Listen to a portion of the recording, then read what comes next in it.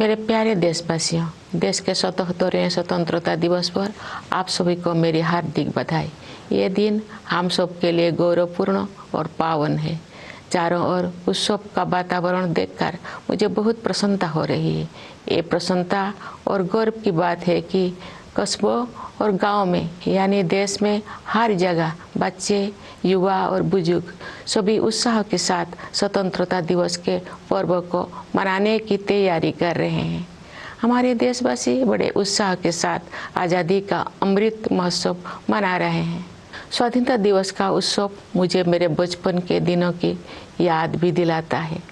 अपने गांव के स्कूल में स्वतंत्रता दिवस समारोह में भाग लेने की हमारी खुशी रोके नहीं रुकती थी। जब त्रिरंगा फहराया जाता था तो हमें लगता था जैसे हमारे शरीर में बिजली सी दौड़ गई हो। देशभक्ति के गौरव से भरे हुए हृदय के साथ हम सब राष्ट्रीय ध्वज को सलामी देते थे तथा राष्ट्रगान गाते थे। मिठाइयाँ बांटी जाती थी और देशभक्ति के गीत गाए जाते थे जो कई दिनों तक हमारी मन में गूंजते रहते थे। ये मेरा सौभाग्य रहा है कि जब मैं स्कूल में शिक्षक बनी तो मुझे उन अनुभवों को फिर से जीने का अवसर प्राप्त हुआ। जब हम बड़े होते हैं तो हम अपने खुशी को बच्चों की तरह व्यक्त नहीं कर पाते, लेकिन मुझे विश्वास है कि राष्ट्रीय पर्व से जुड़े देशभक्ति की गहरी भावना में तनिक भी कमी नहीं आती है। स्वतंत्रता दिवस हमें ये याद दिलाता है कि हम केवल एक व्यक्ति ही नहीं है, बल्कि हम एक ऐसे महान जन समुदाय का हिस्सा है जो अपनी तरह का सबसे बड़ा और जीवंत समुदाय है। ये विश्व के सबसे बड़े लोकतंत्र के नागरिकों का समुदाय है। जब हम स्वतंत्रता दिवस समारोह मनाते हैं तो वास्तव में हम एक महान लोकतंत्र के नागरिक होने का उत्सव भी मनाते हैं। हमें हर एक की अलग अलग पहचान है। जाति, पंथ, भाषा और क्षेत्र के अलावा हमारी अपने परिवार और कार्य क्षेत्र से जुड़े पहचान भी होती है, लेकिन हमारी एक पहचान ऐसे है जो इन सब से ऊपर है और हमारी वो पहचान है भारत का नागरिक होना। हम सभी समान रूप से इस महान देश के नागरिक हैं। हम सबको समान अवसर और अधिकार उपलब्ध है तथा हमारे कर्तव्य भी समान है, लेकिन ऐसा हमेशा नहीं था। भारत लोकतंत्र की जननी है और प्राचीन काल में भी हमारे यहाँ जमीनी स्तर पर लोकतांत्रिक संस्थाएं विद्यमान थी, किंतु लंबे समय तक चले औपनिवेशिक शासन ने उन लोकतांत्रिक संस्थाओं को मिटा दिया था। 15 अगस्त 1947 के दिन देश ने एक नया सपेरा देखा। उस दिन हमने विदेशी शासन से तो आज़ादी हासिल की है, हमने अपनी नियति का निर्माण करने की स्वतंत्रता भी प्राप्त की। हमारी स्वाधीनता के साथ विदेशी शासकों द्वारा उपनिवेशक को छोड़ने का दौर शुरू हुआ और उपनिवेशवाद समाप्त होने लगा। हमारे द्वारा स्वाधीनता के लक्ष्य को प्राप्त करना तो महत्वपूर्ण था ही, लेकिन उससे भी अधिक उल्लेखनीय है हमारे स्वाधीनता संग्राम का अनोखा तरीका। महात्मा गांधी तथा अनेक असाधारण एवं दूरदर्शी विभूतियों के नेतृत्व में हमारा राष्ट्रीय आंदोलन अद्वितीय आदर्श से अनुप्राणित था। गांधी जी तथा अन्य महानायकों ने भारत की आत्मा को फिर से जगाया और हमारी महान सभ्यता के मूल्यों का जन जन में संचार किया। भारत के ज्वलंत उदाहरण का अनुसरण करते हुए हमारे स्वाधीनता संग्राम की आधारशिला सत्य और अहिंसा को पूरी दुनिया के अनेक राजनीतिक संघर्षों में सफलतापूर्वक अपनाया गया है। स्वतंत्रता दिवस की पूर्व संध्या पर मैं भारत के नागरिकों के साथ एकजुट होकर सभी ज्ञात और अज्ञात स्वतंत्रता सेनानियों को कृतज्ञतापूर्वक श्रद्धांजलि अर्पित करती हूँ। उनके असंख्य बलिदानों से भारत ने विश्व समुदाय में अपना स्वाभिमानपूर्ण स्थान फिर से प्राप्त किया। मातंगिनी हाजरा और कनकलता बरुआ जैसे वीरांगनाओं ने भारत माता के लिए अपने प्राण निछावर कर दिया। माँ कस्तूरबा राष्ट्रपिता महात्मा गांधी के साथ कदम से कदम मिलाकर सत्याग्रह के मार्ग पर चलती रही। सरोजिनी नायडू, ओमू स्वामीनाथन, रमा देवी, अरुणा आसफ अली और सुचेता कृपलानी जैसे अनेक महिला विभूतियों ने अपने बाद की सभी पीढ़ियों की महिलाओं के लिए आत्मविश्वास के साथ देश तथा समाज की सेवा करने के प्रेरक आदर्श प्रस्तुत किए हैं। आज महिलाएं विकास और देश सेवा के हर क्षेत्र में बढ़ चढ़कर योगदान दे रही हैं तथा राष्ट्र का गौरव बढ़ा रहे हैं। आज हमारी महिलाओं ने ऐसे अनेक क्षेत्रों में अपना विशेष स्थान बना लिया है जिनमें कुछ दशकों को पहले उनकी भागीदारी की कल्पना भी नहीं की जा सकती थी। मुझे ये देखकर प्रसन्नता होती है कि हमारे देश में महिलाओं के आर्थिक सशक्तिकरण पर विशेष ध्यान दिया जा रहा है। आर्थिक सशक्तिकरण से परिवार और समाज में महिलाओं की स्थिति मजबूत होती है। मैं सभी देशवासियों से आग्रह करती हूँ कि वे महिला सशक्तिकरण को प्राथमिकता दें। मैं चाहूँगी कि हमारी बहनें और बेटियाँ साहस के साथ हर तरह की चुनौतियों का सामना करें और जीवन में आगे बढ़ें। महिलाओं का विकास स्वाधीनता संग्राम के आदर्श में शामिल है। प्यारे देशवासियों, स्वतंत्रता दिवस हमारे लिए अपने इतिहास से पुनः जुड़ने का अवसर होता है। ये हमारे वर्तमान का आकलन करने और भविष्य की राह बनाने के बारे में चिंतन करने का अवसर भी है। आज हम देख रहे हैं कि भारत ने न केवल विश्व मंच पर अपना यथाचित स्थान बनाया है, बल्कि अंतर्राष्ट्रीय व्यवस्था में अपनी प्रतिष्ठा को बढ़ाया भी है। अपनी यात्राओं और प्रवासी भारतीयों के साथ बातचीत के दौरान मैंने अपने देश के प्रति उनमें एक नया विश्वास तथा गौरव का भाव देखा है। भारत पूरी दुनिया में विकास के लक्ष्यों और मानवीय सहयोग को बढ़ावा देने में महत्वपूर्ण भूमिका निभा रहा है। भारत ने अंतर्राष्ट्रीय मंच पर अग्रणी स्थान बनाया है तथा G20 देशों की अध्यक्षता का दायित्व भी संभाला है। चूँकि G20 समूह दुनिया की 2/3 जनसंख्या का प्रतिनिधित्व करता है, इसीलिए ये हमारे लिए वैश्विक प्राथमिकताओं को सही दिशा में ले जाने का एक अद्वितीय अवसर है। G20 की अध्यक्षता के माध्यम से भारत व्यापार और वित्त के क्षेत्र में हो रही निर्णयों को न्याय संगत प्रगति की ओर ले जाने में प्रयासरत है। व्यापार और वित्त के अलावा मानव विकास से जुड़े विषय भी कार्यसूची में शामिल किए गए हैं। ऐसे कई मुद्दे जो पूरे मानवता के लिए महत्वपूर्ण है और किसी भौगोलिक सीमा से बंधे हुए नहीं है। मुझे विश्वास है कि भारत के प्रभावी नेतृत्व के साथ G20 के सदस्य देश उन मोर्चों पर उपयोगी कार्रवाई को आगे बढ़ाएंगे। भारत की G20 की अध्यक्षता में एक नई बात यह है कि डिप्लोमेसी को जमीन से जोड़ा गया है।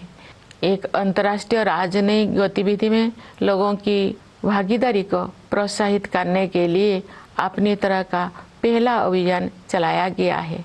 उदाहरण के लिए ये देखकर मुझे अच्छा लगा कि स्कूलों और कॉलेजों में G20 से जुड़े विषयों पर आयोजित की जा रही गतिविधियों में विद्यार्थी उत्साहपूर्वक भाग ले रहे हैं। G20 से जुड़े कार्यक्रम के बारे में सभी नागरिकों में बहुत उत्साह देखने को मिल रहा है।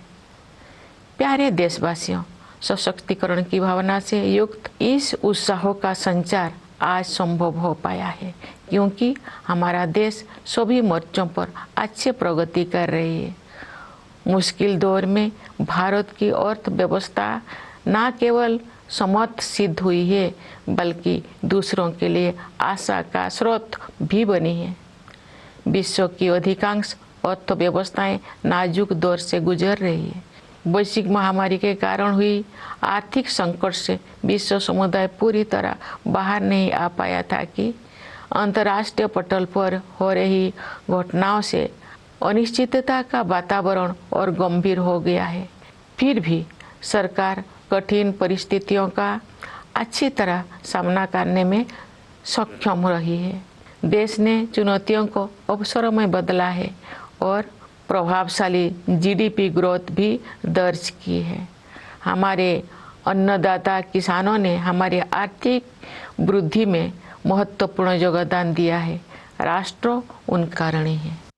वैश्विक स्तर पर मुद्रास्फीति यानी इन्फ्लेशन चिंता का कारण बनी हुई है, लेकिन सरकार और रिजर्व बैंक इस पर काबू पाने में सफल रही है। सरकार ने जनसामान्य पर मुद्रास्फीति का अधिक प्रभाव नहीं पड़ने दिया है और साथ ही गरीबों को व्यापक सुरक्षा कवच भी प्रदान किया है। वैश्विक आर्थिक विकास के लिए दुनिया की निगाहें आज भारत पर टिकी हुई है। आज भारत विश्व की 5वीं सबसे बड़ी अर्थव्यवस्था बन गया है। विश्व में सबसे तेजी से बढ़ रही बड़ी अर्थव्यवस्था के रूप में भारत विश्व की 3री सबसे बड़ी अर्थव्यवस्था बनने की ओर अग्रसर है। हमारी आर्थिक प्रगति की इस यात्रा में समावेशी विकास पर जोर दिया जा रहा है। निरंतर हो रही आर्थिक प्रगति के 2 प्रमुख आयाम हैं। एक और व्यवसाय करना आसान बनाकर और रोजगार के अवसर पैदा करके उद्यमशीलता की संस्कृति को बढ़ावा दिया जा रहा है। दूसरे ओर जरूरतमंदों की सहायता के लिए विभिन्न क्षेत्रों में पहल की गई है तथा व्यापक स्तर पर कल्याणकारी कार्यक्रम चलाया जा रहे हैं। वंचितों को वरीयता प्रदान करना हमारी नीतियों और कार्य के केंद्र में रहता है। परिणाम स्वरूप पिछले दशकों में बड़ी संख्या में लोगों को गरीबी से बाहर निकलना संभव हो पाया है। इसी प्रकार आदिवासियों की स्थिति में सुधार लाने और उन्हें प्रगति की यात्रा में शामिल करने हेतु विशेष कार्यक्रम चलाया जा रहा है। मैं अपने आदिवासी भाई बहनों से अपील करती हूँ कि आप सब अपने परंपराओं को समृद्ध करते हुए आधुनिकता को अपनाएं। मुझे ये जानकर खुशी हुई है कि आर्थिक विकास के साथ साथ मानव विकास संबंधी सरकारों को भी उच्च प्राथमिकता दी जा रही है। मैं एक शिक्षक रही हूँ, इस नाते भी मैंने ये समझा है कि शिक्षा सामाजिक सशक्तिकरण का सबसे प्रभावी माध्यम है। वर्ष 2020 की राष्ट्रीय शिक्षा नीति से बदलाव आना शुरू हो गया है। विभिन्न स्तरों पर विद्यार्थियों और शिक्षाविदों के साथ मेरी बातचीत से मुझे ज्ञात हुआ है कि अध्ययन की प्रक्रिया अधिक फ्लेक्सिबल हो गया है। इस दूरदर्शी नीति का एक प्रमुख उद्देश्य प्राचीन मूल्यों को आधुनिक कौशल के साथ जोड़ना है। इससे आने वाले वर्षों में शिक्षा के क्षेत्र में अभूतपूर्व परिवर्तन होंगे और परिणाम स्वरूप देश में एक बहुत बड़ा बदलाव दिखाई देगा। भारत की प्रगति को देशवासियों, विशेषकर युवा पीढ़ी के सपनों से शक्ति मिलती है। विकास के अनंत संभावनाएं देशवासियों की प्रतीक्षा कर रही है। स्टार्टअप से लेकर खेलकूद तक हमारे युवाओं ने उत्कृष्टता के नई आसमानों की उड़ान भरी है। आज के नई भारत की महत्वाकांक्षाओं के नई क्षितिज असीम है। भारतीय अंतरिक्ष अनुसंधान संगठन नई ऊंचाई को छू रहा है और उत्कृष्टता के नए आयाम स्थापित कर रहा है। इस वर्ष इसरो ने चंद्रयान 3 लॉन्च किया है, जो चंद्रमा की कक्षा में प्रवेश कर चुका है और कार्यक्रम के अनुसार उसका विक्रम नामक लैंडर तथा प्रज्ञान नामक रोवर अगले कुछ ही दिनों में चंद्रमा पर उतरेगा। हम सभी के लिए वो गौरव का क्षण होगा और मुझे भी उस पल का इंतजार है। चंद्रमा का अभियान अंतरिक्ष के हमारे भावी कार्यक्रम के लिए केवल एक सीढ़ी है। हमें बहुत आगे जाना है। अंतरिक्ष अभियान में ही नहीं बल्कि धरती पर भी हमारे वैज्ञानिक और टेक्नोलॉजिस्ट देश का नाम रोशन कर रहे हैं।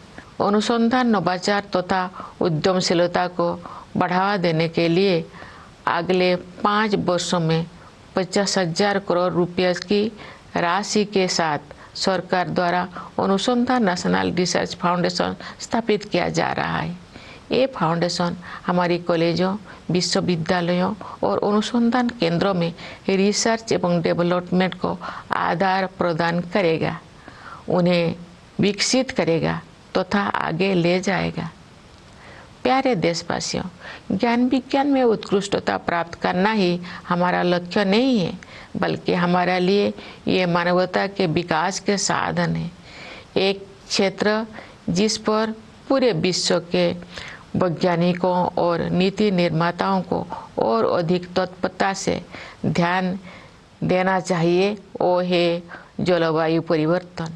हाल के वर्षों में बड़ी संख्या में एक्सट्रीम वेदर इवेंट्स हुई है।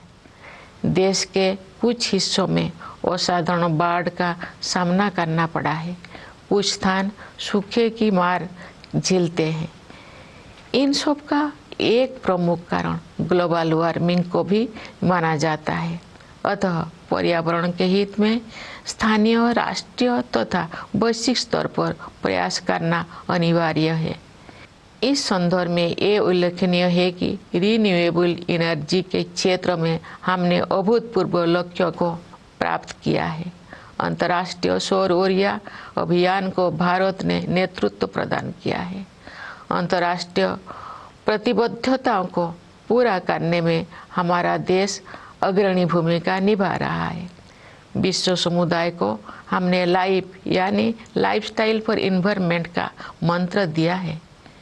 प्यारे देशवासियों, असामान्य मौसम की घटनाएं सभी पर असर डालती है, लेकिन गरीब और वंचित वर्गों के लोगों पर उनका और अधिक प्रभाव पड़ता है।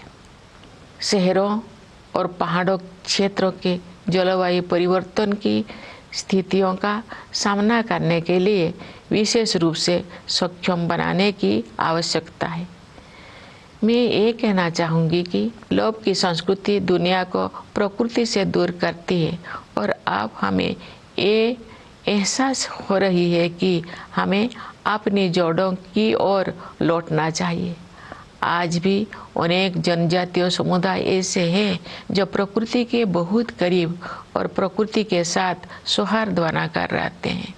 उनके जीवन मूल्यों और जीवन शैली क्लाइमेट एक्शन के क्षेत्र में अमूल्य शिक्षा प्रदान करते हैं। जनजातीय समुदायों द्वारा युगों से अपना अस्तित्व बनाए रखने के रहस्यों को एक शब्द में ही व्यक्त किया जा सकता है और शब्द है हमदर्दी। जनजातीय समुदाय के लोग प्रकृति को माता समझते हैं तथा उसकी सभी संतानों अर्थात वनस्पतियों और जीव जंतुओं के प्रति सहानुभूति रखते हैं।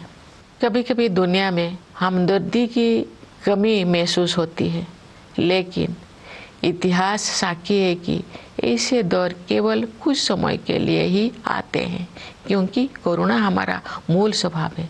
मेरा अनुभव है कि महिलाएं हमदर्दी के महत्व को और अधिक गहराई से महसूस करती है और जब मानवता अपनी राह से भटकती है तो वे सही रास्ता दिखाती है।